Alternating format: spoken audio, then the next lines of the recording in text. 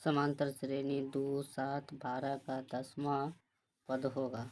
देखो जब भी ऐसा क्वेश्चन दे 10th का AP से क्वेश्चन है, समांतर श्रेणी को AP भी कहा जाता है। क्या कहा जाता है? AP रहे या समांतर श्रेणी रहे, बात बराबर होगा। तो हल, पहले क्या लिखेंगे? हल। उसके बाद देखो प्रथम पद, प्रथम पद A होता है, ठीक है। A1 मानो या A होता है, तो कितना हो गया? 2। उसके बाद देखो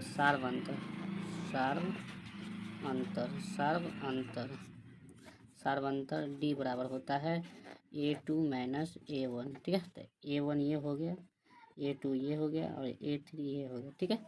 तो A2 माइनस A1, तो A2 मान कितना है? 7 माइनस 2 A1 कितना है? 2, कट के कितना हो गया? 5। तो चूंकि T बराबर क्या आ गया? 5 आ गया। उसके बाद देखो क्या बोला क्वेश्चन में? 10वां पद। जब भी 10वां पद बोले तो समझ जाना कि n का मान है। क्या? n का मान कितना हो गया? 10। तो उसके बाद एक फार्मूला लगता है, जैसे फार्मूला होता है कि SN बराबर होता है, जब ये n वहाँ जब ये बोले तो AN का मान निकालना होता है, n का मान होता है। तो AN बराबर होता है A plus n minus 1 into D, ये होता है, ठीक है। तो AN बराबर क्या हो जाएगा? A का मान कितना है? 2, तो 2 प्लस n का मान कितना है? 10, तो 10 माइनस 1 इंटू D का मान 5, ठीक है। तो 2 प्लस 10 में से 1 गया तो 9 आया, अब बीच में नहीं कुछ है तो 5, तो 9 पंचे 45, तो 2 प्लस 9 पंचे 45 और 2 कितना हो गया? 47 आंसर। देखो एक तरीका और होता है, एक तरीका ये है, मान लो टैप 2 कर देते हैं, ठीक है। ये टैप 1 हो गया, टैप 1 हो गया, ठीक है। तो टैप 2 होता है, देखो इसमें A का मान दे दिया है और D का मान दे दिया, तो सीधे 10वां पद जब भी बोले तो 10वां पद निकाल देना, A प्लस 9D, क्या? A plus 9D। तो A का मान 2 है तो 2, 9, D का मान 5 है तो 5, तो कितना हो गया? 2 प्लस 9 पंचे 45, 9 पंचे 45 और 2 47, कितना हो गया? 47, 47 हो गया आंसर। या तो इस तरह से बनाइए, ऑब्जेक्टिव रहे तो शॉर्टकट में इस तरह से बना दीजिए, और सब्जेक्टिव रहे 2 नंबर या 2 नंबर का क्वेश्चन रहे तो इस तरह से बना दीजिए, ठीक है। Thank you. AP को क्या बताए थे अभी? समांतर श्रेणी, यही बताए थे ना?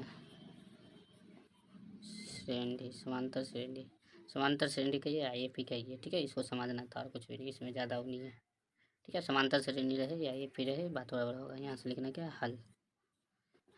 क्या बताते थे? पहले लिखना प्रथम पद A बराबर होता है फर्स्ट वाला यानी 9। उसके बाद क्या हो जाएगा?